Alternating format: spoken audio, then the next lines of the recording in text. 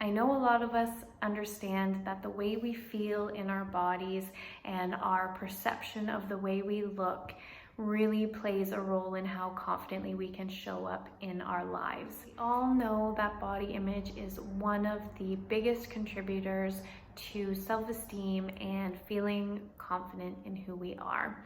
And we also all know and have probably experienced all of the media and all of the negative projections that society puts on us. So we're really basically taught to dislike and hate our bodies, and that we are never good enough or beautiful enough, and that we always need to be doing something more in order to look and be beautiful in who we are. And what we don't hear a lot of is how beautiful and how important our bodies actually are. We spend so much time in our heads that we don't realize, and we don't actually get to contemplate how much our physical bodies do for us. They literally carry us through our entire lives. And if you really understood on a scientific level the things that your body did for you every day, you would be blown away. And for that reason alone, we should be able to respect and honor and appreciate our bodies for exactly what they are and for exactly what they do for us on every single day of our lives. And I know a lot of you are probably like, okay, Carolyn, I get it. I know I need to be doing that, but I have no idea where to start and I have no idea how to get there. And so today I wanted to share with you the biggest thing that you can do to boost your body image and your perception of yourself, and then 3 ways in which you can do that. So firstly, the most important thing that we can do to work on this is to build a positive relationship with our body. And I know that might seem obvious, but a lot of us do not have positive relationships with our bodies. So it's really important that we begin to develop that relationship in order to feel confident.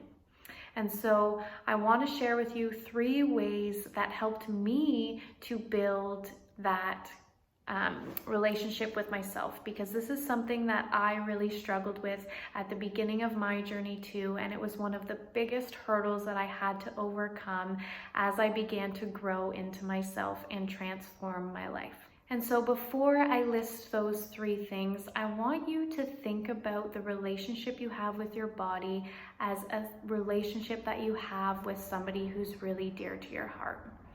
So as you begin to develop that relationship with your body, I want you to think of that, because it's very similar as developing and maintaining a positive relationship with somebody that you really love. So when you're developing or maintaining a positive relationship with a loved one, in order to have that, you need to be supportive and kind and accepting of that other person. And it's going to be the exact same way when you're developing that relationship with your physical body and with yourself. So the first thing that's important, and the first thing that can help you to develop that relationship, is really beginning to learn how to connect to your body.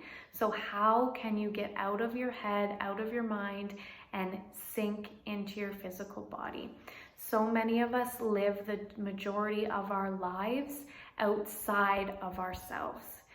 And when we do that, we end up feeling really disconnected from who we are, and we end up really neglecting that relationship. So then that's when you become self-conscious, that's when you start having negative beliefs about yourself, and that's when that low self-esteem really begins to kick in. The second thing to help you to develop that relationship is really learning how you can listen and how you can understand your body. So a lot of us don't realize that our bodies can actually tell us a lot, and that they actually hint and tell us things.